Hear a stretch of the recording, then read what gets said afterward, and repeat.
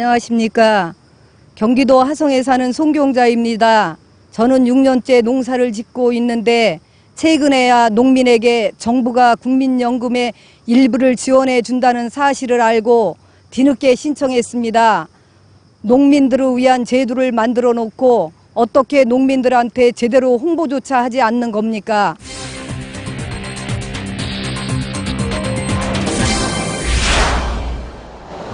경기도 화성에 사는 송 씨는 1,700여 제곱미터의 땅에서 6년 동안 매실 농사를 짓고 있습니다. 하지만 농사를 지어도 큰 소득은 없는 실정.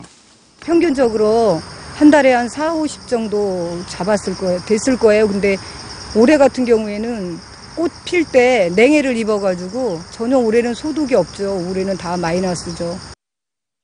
넉넉지 않은 형편이지만 노후에 대한 걱정으로 지난 1999년 국민연금에 가입한 송 씨.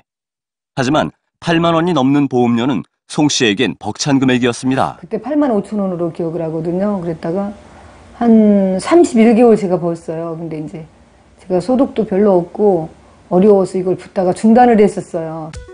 소득이 없어 납부 예외를 신청한 후 최근까지 국민연금 보험료를 내지 못한 송 씨. 그런데 지난 8월 우연히 농민에겐 국민연금 보험료가 일부 지원된다는 사실을 알게 돼 뒤늦게 신청했습니다. 8월 달에 가입을 하는 시점에서 9월 10일 날부터 보험료가 인출이 된대요. 그때부터 이제 그 농민한테 주어지는 3만 5천 얼마를 주겠다고. 국민연금에 가입된 농민의 기준소득 금액이 월 79만 원 이하인 경우에는 국민연금 보험료의 절반을 국가에서 지원해 줍니다. 그럼 송 씨가 납부 예외 기간 동안 내지 못한 보험료를 모두 낸다면 50% 보험료 지원을 소급해 받을 수 있을까? 소급에 들어가질 않습니다. 국가도 국가의 재정이 있지 않습니까? 지원 제도를 늦게 알아 신청할 경우 6개월 전까지 소급 지원이 가능하지만 소득이 없어 납부 예외를 신청한 기간은 해당이 안 된다는 것. 하지만 송 씨는 납부 예외를 신청할 때도 다시 납부하라는 통보를 받을 때도 보험료 지원 제도에 대한 안내는 받지 못했습니다.